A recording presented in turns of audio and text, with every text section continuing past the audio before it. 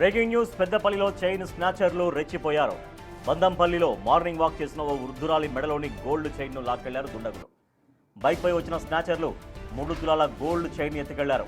బాధితురాలి ఫిర్యాదుతో కేసు నమోదు చేసి పోలీసులు దర్యాప్తు చేస్తున్నారు.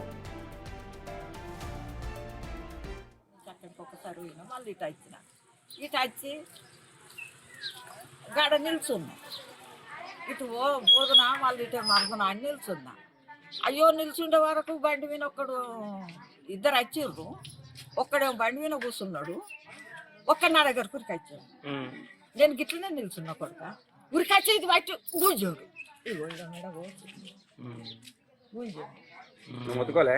ఒత్తుకున్నా.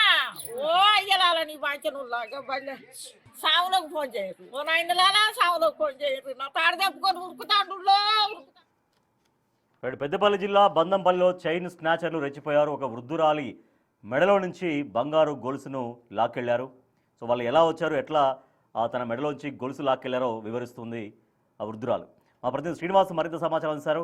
శ్రీనివాస్, ఎవరు ఈ చైన్ స్నాచింగ్ పాల్పడింది? ఎవరైనా గుర్తించారా పోలీసులు?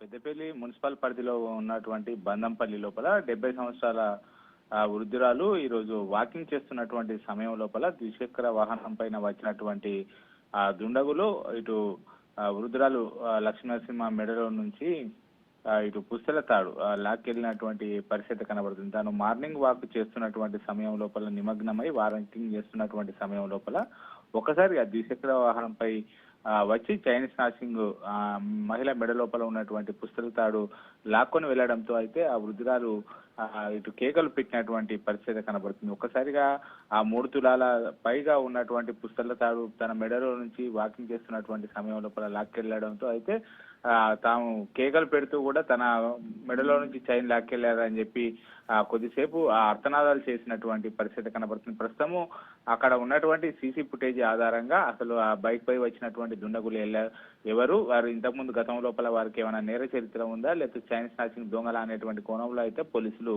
ఎంక్వైరీ చేస్తున్నటువంటి పరిస్థితి కనబడుతుంది. మొత్తం సీసీ ఫుటేజ్ ఆధారంగా అయితే ఆ దొంగలను పట్టుకునేటువంటి పని లోపల పోలీసులు నిమగ్నమయ్యారు. Rajesh. Right, thank you Srinivas.